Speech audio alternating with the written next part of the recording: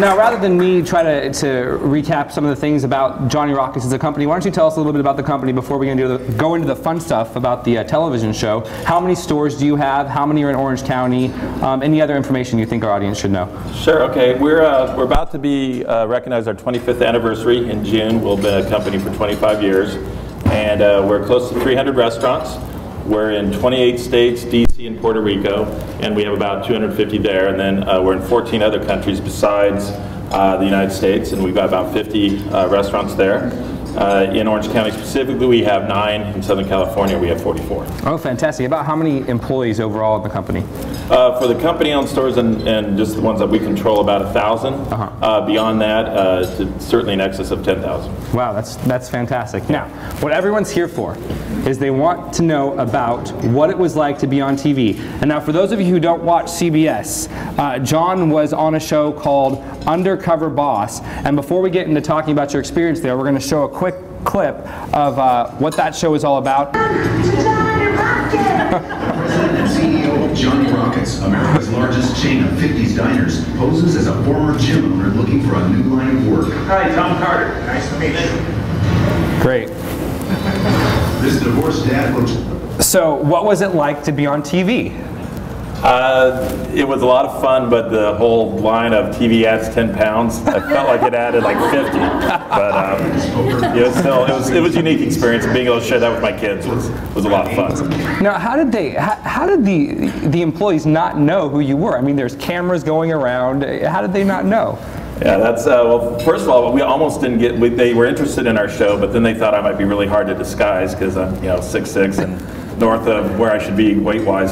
And they were concerned that there's no way to disguise me. And so they said, would you grow a beard and let us dye your hair and all this stuff. And so, yeah, we ended up doing like a goatee with big, long sideburns. And they dyed my hair every morning black and my eyebrows black, everything black. And we ended up going to franchise locations on the East Coast where they probably wouldn't know me as much as some of the other, stores on the West Coast. So that was how they disguised me. But then with the cameras in the stores, and that's probably I get asked that more than anything else, is the way they set it up, which was pretty good, is they thought it was a reality show that's going to be aired next year. And this is a pilot episode on how to, entrepreneurs that failed in their past careers. This is a chance to win a new restaurant, and they were going to vote on it. And so that's how they disguised it. And what most people don't see is if I'm doing something for 2 hours, like serving or cooking or whatever, I stop and then another guy goes on who's my competition. He does it for like 2 hours as well, and they're filming and doing the exact same thing. And so they know it's for a TV show, they just don't know it's for Undercover Boss. And I think the TV show doesn't do enough to show that there's actually someone else that has to go through the same exact thing. And they film it and interview that guy and the crew about that person as well. And how did it all come about? Did they call you, or how did you get the opportunity? Yeah, this is their second year of the show, and during their first year, they sent out a solicitation to a bunch of different companies to see if there would be interest. And by the time we kind of got involved, decided that might be something fun to do, then we called them back at some point in time, and it just went from there. And did it change your life since? Do you feel like you're Snooki from the Jersey Shore or something? No. I do get recognized though a lot more, which is kind of different. I mean, it's so that's kind of fun. My kids get a biggest kick out of that when that happens. But it's been fun. They've had fun at school where they get recognized and people come up to them and tell them things all the time. So that's been different. That's awesome. Now, how about the employees that you interacted with in the show? Have their lives changed? Yeah, no, that's actually been kind of the most fun part of this. Is they're like little mini celebrities in their restaurants, and people will come in and want to be waited only by Janice in the Mohegan Sun. So they'll wait until her table frees up, and her tips are going through the roof. And actually, like her, for the people who saw the show, Janice is a lot of energy. And Saturday Night Live was going to do a skit based on her character. And we're going to show a clip of her a little bit. Yeah, so that's kind of unique. And like Tony, who's the guy who had a personal tragedy with the loss of his daughter and was living under the boardwalk, he's been approached about a screenplay on his life or some kind of movie deal. Wow. So that's kind of, and again, he's getting tips through the roof. People are calling us up left and right, wanting to donate money to him. And fantastic. Yeah, and then but everyone who made the show was, people come to those restaurants to see them now. And again, going back to Janice, she's been on like 2 Rhode Island TV shows and newspapers and all that, so they're having fun with it. She belongs on TV, and we'll show a clip of her in just a second. Let's show a clip real quickly of what it was like for you to actually work in the restaurant, because you came from the finance sector, right? Okay, so you never had worked in a restaurant. Yeah, although I've worked for a bunch of restaurant companies, I've always been on the controller / CFO side of the house, and although I may have gone for like an hour training here or there, I never fully embraced learning how to work and do the real work and being trained properly. Well, let's see. So that's what I wanted to actually gain out of this. So I certainly got it. That's fantastic. Well, let's see how you fared making your first burger.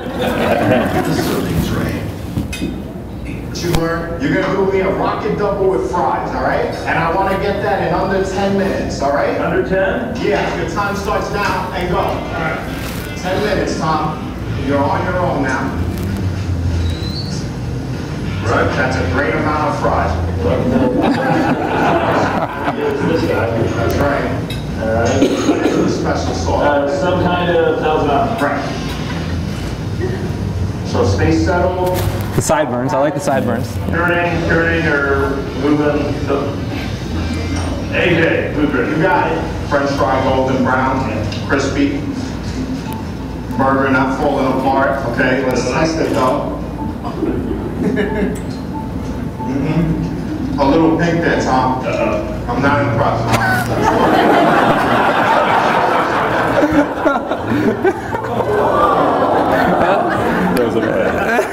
How'd that make you feel? I was bummed. I was actually kind of hungry, and I thought, well, wait.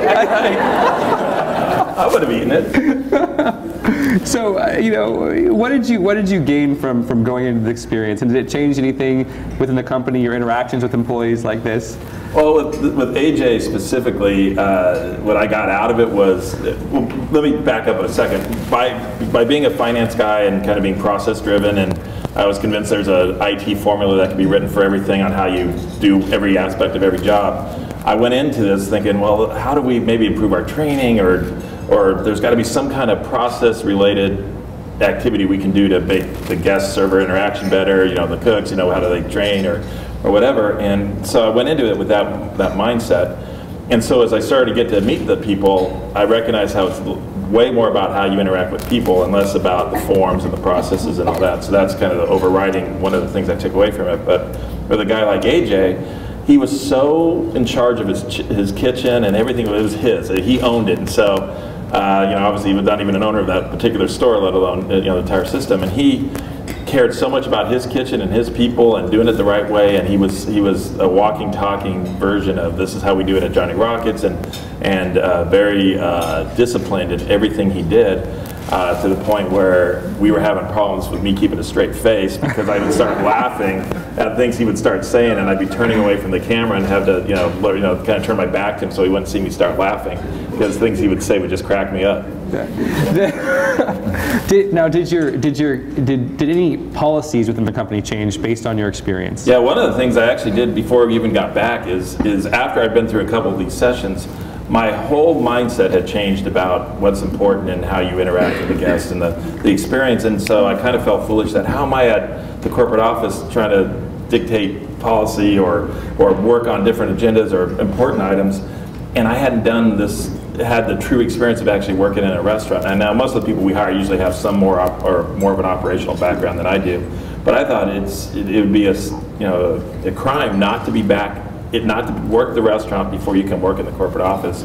And so for any manager above that we hire, they have to do at least 1 week's worth in a restaurant before they come work in our corporate office. Because I'm a perfect example of, you think you're going to go do it some later time, but you get in and your to-do list just keeps growing and you never find that block of time to go do it. So we made that a mandatory change even before I was back from doing this. And how was that received by the employees? Well, we haven't done a lot of hiring since, but the 2 people that we brought in, we've had to make them do it, and they like it. But they don't necessarily know any difference. It's just, to me, it's like I feel so much more in tune with what's going on in the restaurants just from my own experience, that I want everyone to at least have some basis to know what it's like to be on the front line before you start mandating 20 other forms be filled out or anything crazy. You want to make sure it still gets back to serving good food in a clean restaurant with friendly servers. Absolutely. So, and Johnny Rockets, just for everyone, is a privately held company. Yes, it is. Why don't you tell us a little bit about the owners? It's owned by some pretty prominent fellows, some billionaires, right? Yeah, they're at least at the last check in the Forbes 400. They're both listed in the Forbes 400. And someone once asked me, what's it like to work for billionaires? And so I always kind of tell this one story. And I'd been with the company a week, and I was hired as chief financial officer. We're owned by a company called Red Zone Management, or Red Zone Capital, actually, and they're owned by two prominent people out of Washington, D.C. One is Dan Snyder, so for football fans, he owns the Washington Redskins, and they own a bunch of other things that they have interest in. But he, so they bought it in March 2007. I joined the company in April 2008. We're on a fiscal year end at end of April, so I've been with the company a week, and I had to go to a board meeting the following week. And just advice for anyone that can control this: don't ever join a company the week before a board meeting. When you're trying to go get next year's budget approved. That was talk about flying blind. But so they bought the company. They did 50% equity, 50% debt. And when I got there, literally my first hour, I'm looking through the financials compared to what the debt covenants were, and it was pretty obvious to me that they paid zero attention to the debt covenants. And the banks were calling me to try to figure out what's going on, and I said, look, I've got to go to this board meeting. Let me do that, and I'll come back and talk to you guys and let you know what they say. But it was obvious. I think we had 10 financial covenants. I think we blew through all 10 of them, and without even any regard. We didn't come close. So I go to the board meeting, and I'm thinking, okay, God, I'm sitting at a table with billionaires, and this is going to be unique, and I'm a sports fan, so I was thinking, the Redskins, so that's going to be kind of cool. And so when it was time for me to actually say something at that board meeting, I go, I'd like to get board counsel on the bank situation. We're due, they're asking me this, I got to go back, so I'd like some board guidance on what I say about the bank covenants. And if there weren't high school students back there, I might use more colorful language than what they actually said. But it's a two-letter phrase. But well, why don't you tell them this? And I go, and then he goes, no, wait. And he said the first word twice, and then the second word. And I go, all right. After I tell them that, what do you want me to do after that? And he goes, well, how much is the debt? I go, it's about $50 million. It's not insignificant. And he said something else, and he goes, look, I got that on me. Don't worry about it.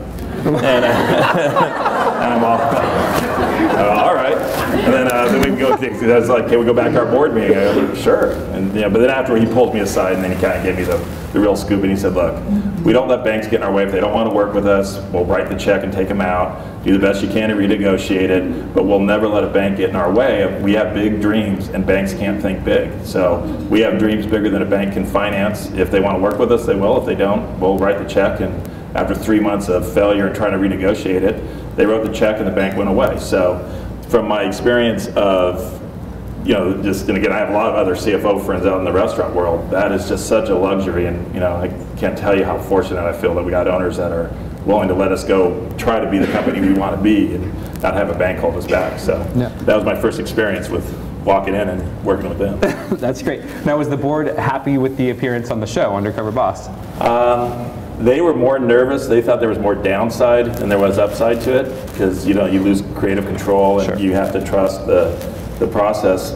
My kind of pushback was, if they go out and just ruin me or ruin anyone else, they don't have much of a show, because it's wouldn't have gotten past, but they made it through the first year, and they had a track record of doing some good things, and as long as they trusted me not to make a complete idiot out of myself, that it was going to be okay. But they were more relieved after it was done than they were like, oh wow, this is great. Yeah, and a lot of the stories on the show were very heart-wrenching. I mean, it seemed like almost every person that was chosen to work with you had some kind of some heart-wrenching story. I mean, how did they choose those people, or is it just that Johnny Rockets has a lot of people who are very passionate and emotional with great stories? Well, that's right. We have a lot of passionate folks, but it's probably another question I get asked more than anything else is, why is it every single person has some heart-wrenching story? That's not just a coincidence. And what we did is we have as I mentioned earlier, we're coming up upon our 25th anniversary, and so we're having a franchise conference, and we'll do some videos and stuff there. And so a person in our company named Cosette went out with a CBS producer, and they went to a bunch of our restaurants, and we're interviewing people under the guise of this is for our 25th anniversary, You know, we want to do some footage, and so we were putting them on camera, and so that we could see what they were like on camera. And in the process of doing that, you ask them a bunch of questions, and then after a while, you start hearing some pretty interesting stories, and the thought, we'll come back to that. You know, that might be worth looking into. And so then we go.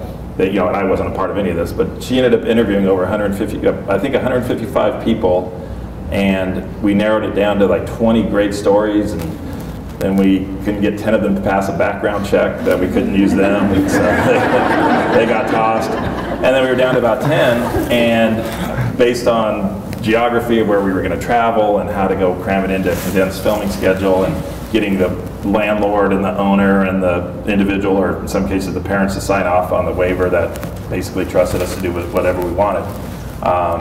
That's how they did it, but obviously they were selected based on the stories. And you know, and in the case of the different jobs I was going to do.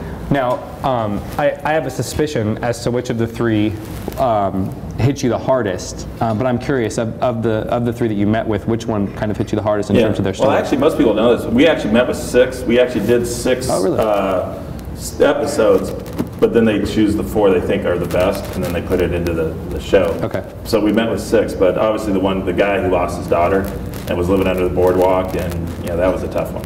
So could you tell everyone about that story who may have not seen the show? If you haven't seen the show, it's he's a guy who had just gotten out of jail. He had served 3 years in jail for what he says taking the law in his own hands, and he went after a guy who he suspected of killing his daughter.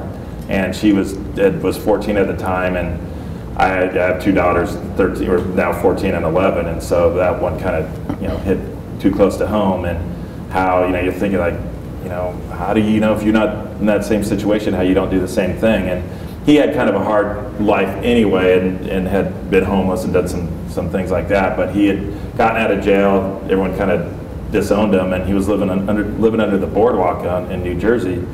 And he saw a sign. We were building a restaurant, or one of our franchisees was building a restaurant, and it said hiring now. And he had tried to get jobs for a while, but they go look, and he's got a felony for attempted murder. And he came in, and he laid it out, all the articles, and said, look, this is who I am. And the guy who was doing the hiring for our restaurant thought, well, that was kind of a noble approach, seemed like a hardworking guy.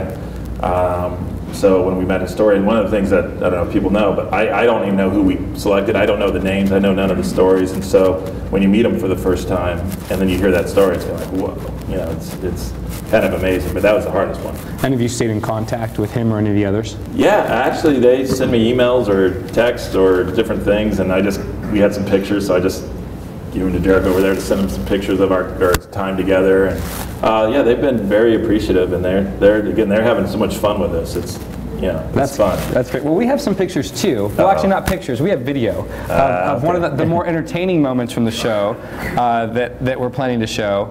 And I can only imagine what your most frustrating moment was on the show, but I have a suspicion it's going to come up in just a couple seconds. Yeah, dancing. I already know. There's Janice. So I basically created myself. I created a bunch of new dances. All right. This is easy. Ready? 1, 2, 3. This is it. This is a very happy song. Let's see what to Johnny Rockets. Come get your show and away we go. Back to the biggest when the bomb again. Come on, everybody, grab my hand. Shake, shake, shake, shake. Attitude. Drink, drink, drink. No. If you didn't hear that, she said, when the time came for us to dance, I realized quickly that he wasn't a dancer. Was that the most frustrating moment for you, the dancing? Yeah, they took like 3.5 hours of filming just for that whole piece. It was brutal. I mean, it was. It's like at one point, can I at least have a beer or something? Help me along, but help me out. But no, it was hard. Yeah, and what was another frustrating moment? I noticed that the things you seemed to struggle with the most were the dancing, and then maybe also at Johnny Rockets, whenever you serve ketchup, you serve them with smiley faces, and you could not make a smiley face with that ketchup. No, I don't know what was so hard about it. I found out later that I was squeezing the bottle too hard, and so it was just all coming out at the same time. But yeah, there's more of an art to it than I thought, but they kept making me redo those too. Okay, well, you know, I was stalling for a moment asking about the ketchup question, but we have a surprise for you. And I thought that, you know, given you've gotten so good at dancing based on being on the show, that we would bring up some actual real Johnny Rocket staffers here.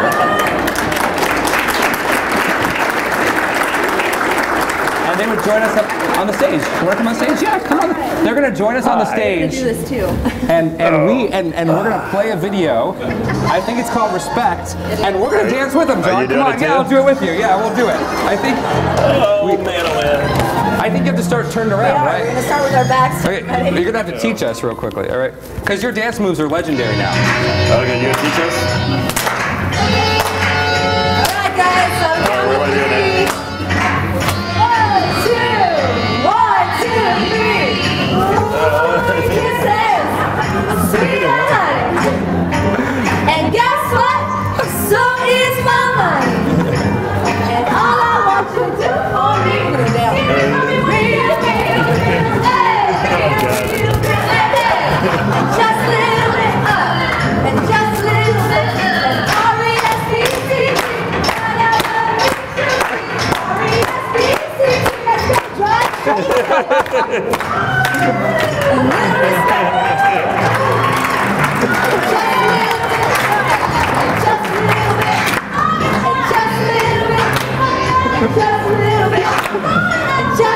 bit up. And just a little bit. And R-E-S-P-C. R-E-S-P-C. Let's go, John.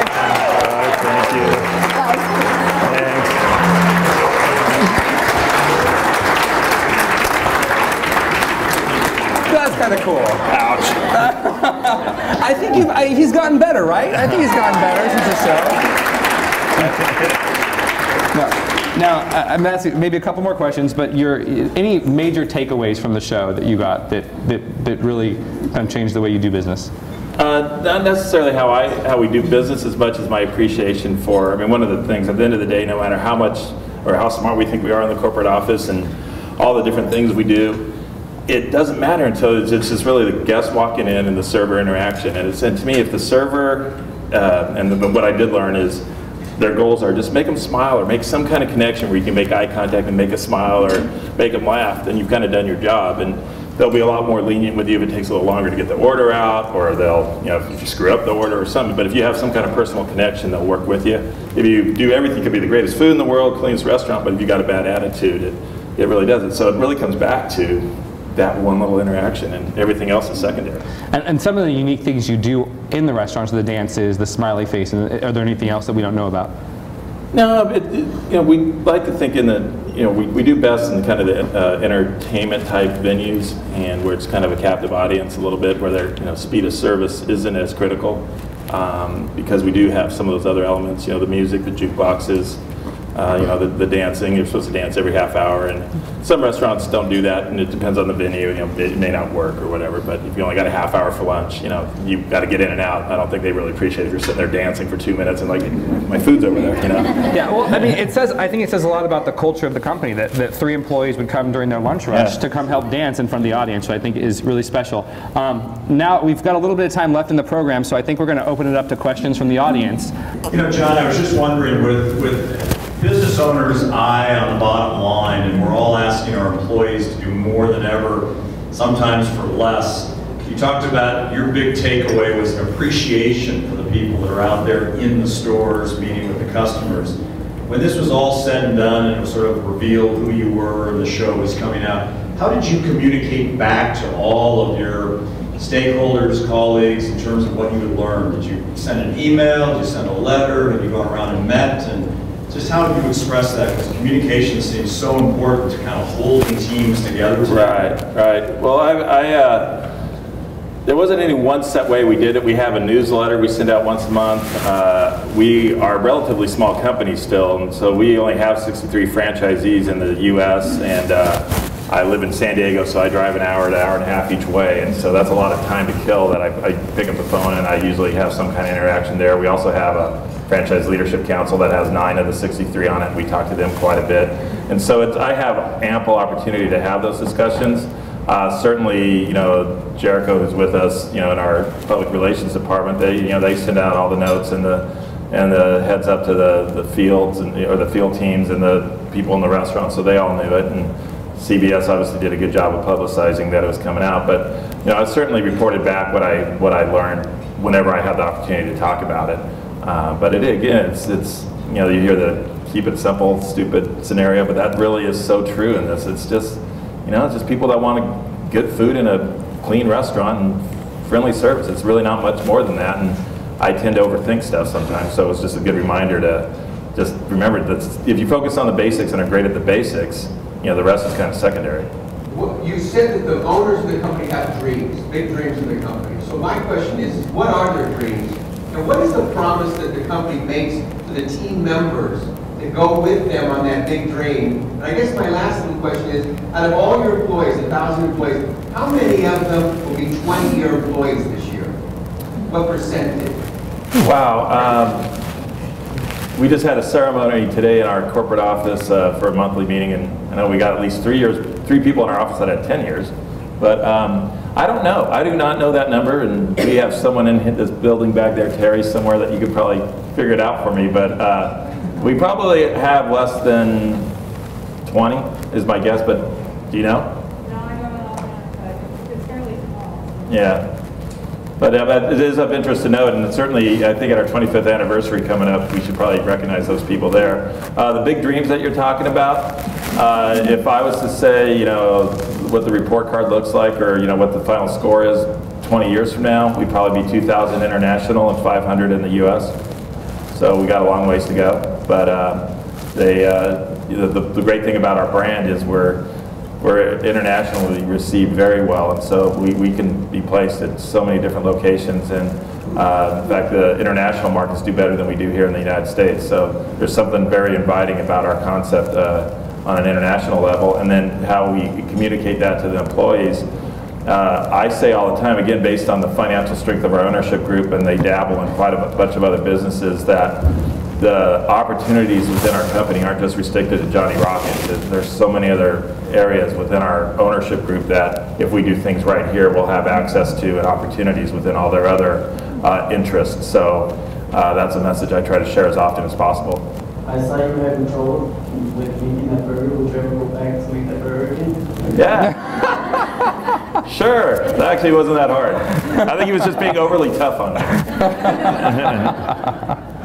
John, when you were at UCLA, did you play football? If not, why not? This is what's so. You could have been used on the line. Yeah, especially this year. Now, it's so sad is forever people used to ask if I played basketball, but now I guess I fell into a football player's body. No, I didn't play. I wish.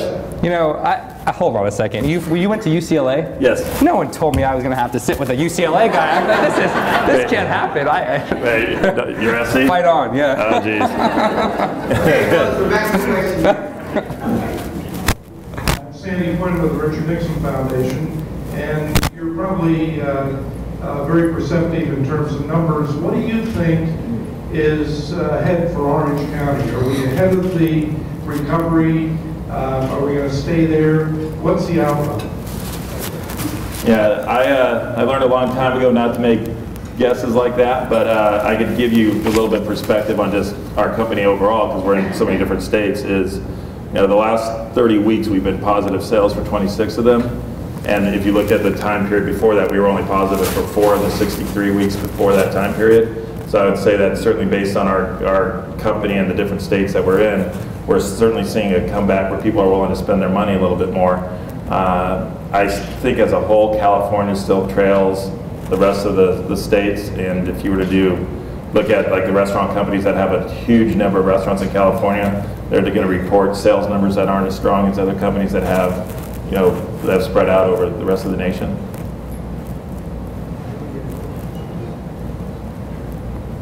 I'm Julie Princess with the Hospital Association Hi. of Southern California, and I'm just wondering how the current focus on healthy eating, lifestyle changes, and so forth might be influencing some of your business decisions. Well, we do have healthy options on the menu.